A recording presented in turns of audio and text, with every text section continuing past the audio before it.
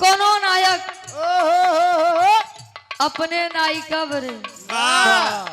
बड़ी प्यारी चीज कही। मोबाइल जेबा से निकाल के कहत बखान करत बा कैसे। हेलो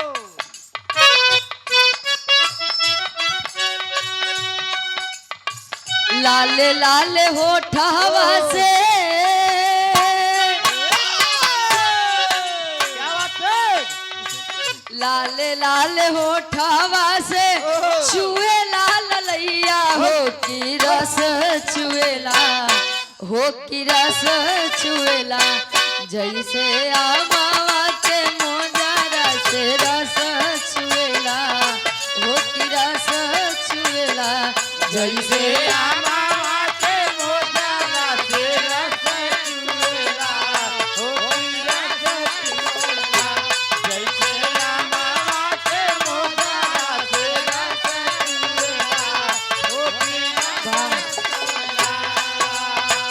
लाल लाल होठवा से चुए लाल लैया हो की रस चुएला हो की रस चुएला जैसे आमावा के मोजरा से रस चुएला हो की रस चुएला जैसे आमावा के मोजरा से रस चुएला हो की रस चुएला। लेकिन निर्गुणी भाव में कवि जी संकेत करते हैं यह संसार माया का रचा हुआ है। यहाँ पर सभी रिश्ते सभी नातेदार सिर्फ और सिर्फ स्वार्थ से जुड़े हैं। कहे का क्या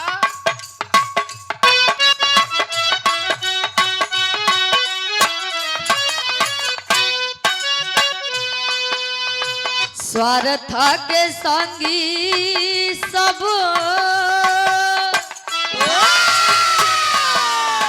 स्वार्थ के संगी सब बटे बेटा नतिया याद रखिया हो याद रखिया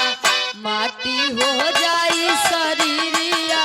याद रखिया हो याद रखिया माटी हो जाई शरीरिया याद रखिया हो याद रखिया माटी हो जाई शरीरिया याद रखिया हो याद रखिया। वाह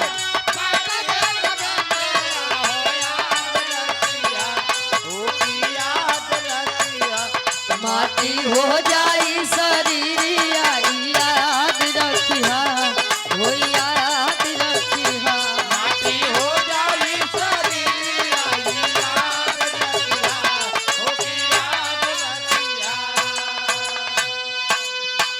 जौने दिन यह शरीर से या पिंजड़ा से सुगना उड़ जाए काका महादीन एक बुद्धि काम न करे कुल धरी रह जाई सब ही धरी रह जाए बस रहे का जौन काम कई के जावे उहे कैले काम अंतरा के पहले अंताल में कवि जी बतावे का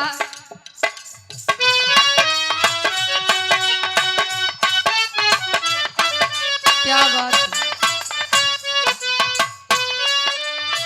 जिया लपदेला नहीं एक लोट पनिया जिया लपदेला नहीं एक लोट पानिया जिया लाप देला नाही एक लोट पानिया मुआला पे गाड़ी देला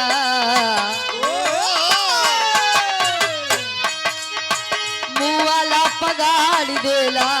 गज भरी कफनिया मुआला देला गज भर का पानिया मुआला पे गाड़ देला गज भर का पानिया। स्वार्था के संगी सब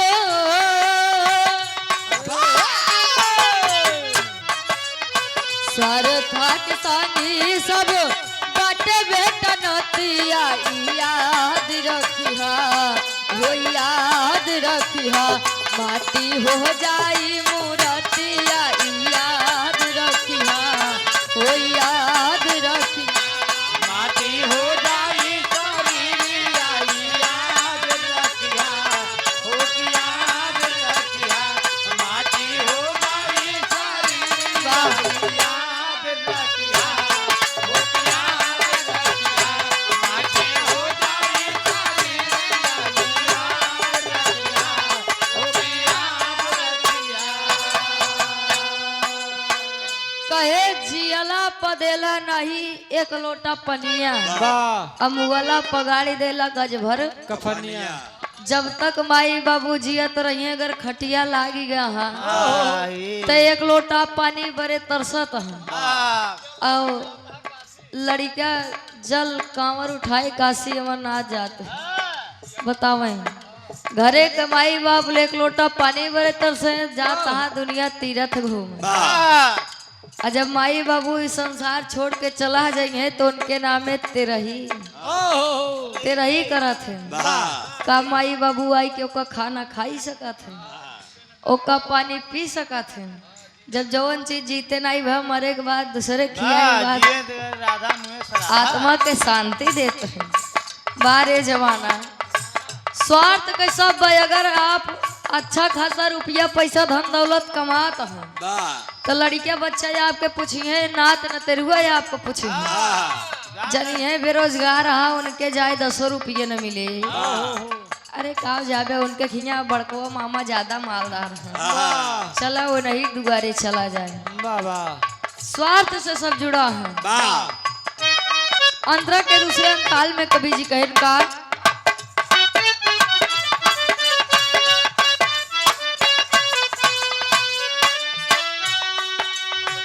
खाला कमाला यौरी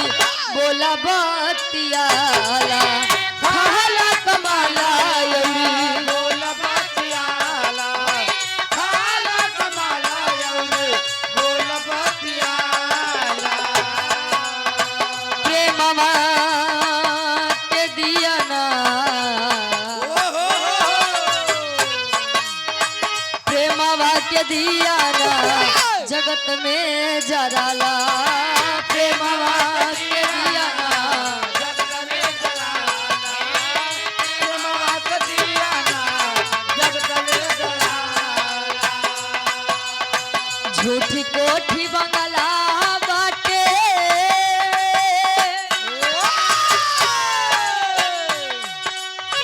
झूठी कोठी बंगला बाटे धन दौलतिया याद रखिया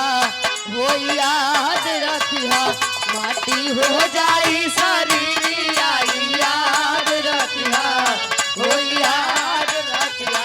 माटी हो जाई शरीरिया याद रखिया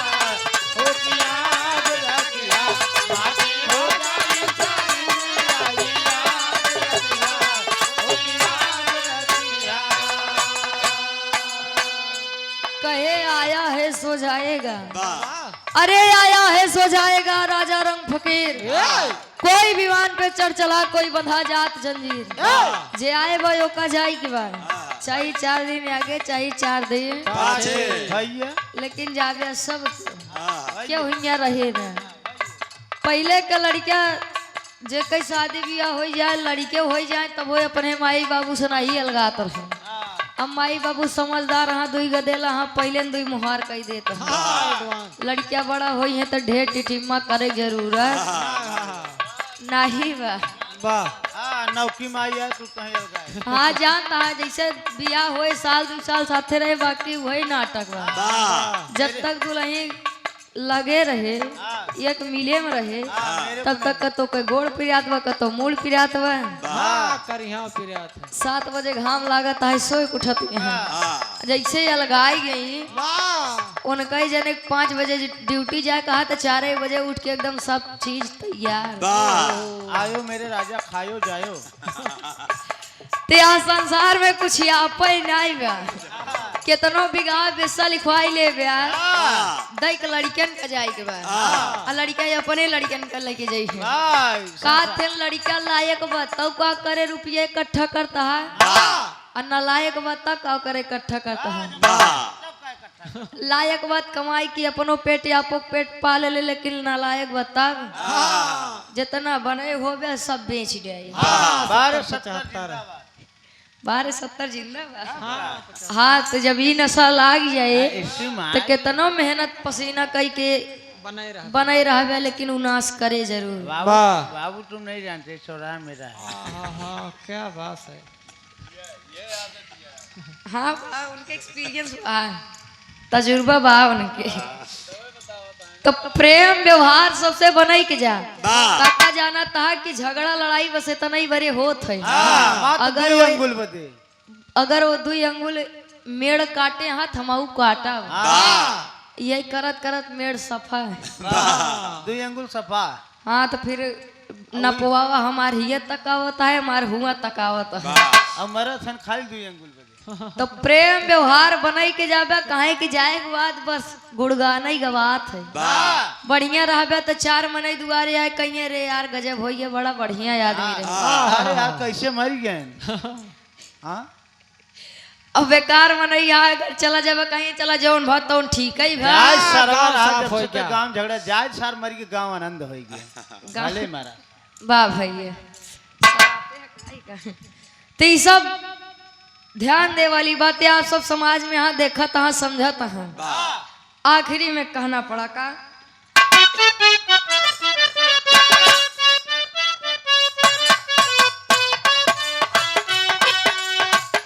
गुरु बिहारी गुरु गणेश राम लाल हो गुरु बिहारी गणेश राम लाल हो गुरु बिहारी गुरु गणेश राम लाल चंद्रिका यो राधे श्याम चंद्रिका यो राधे श्याम कई रे धमाल हो चंद्रिका यो राधे श्याम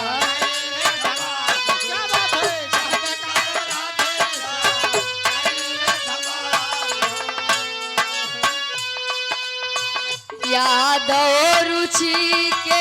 बाटे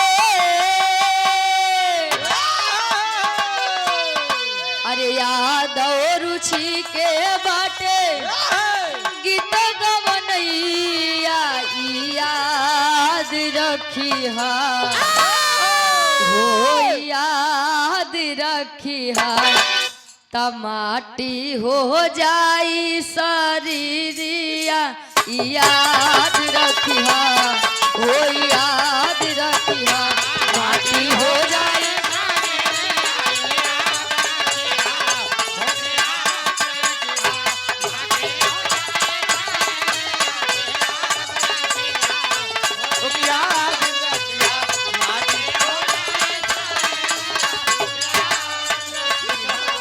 हो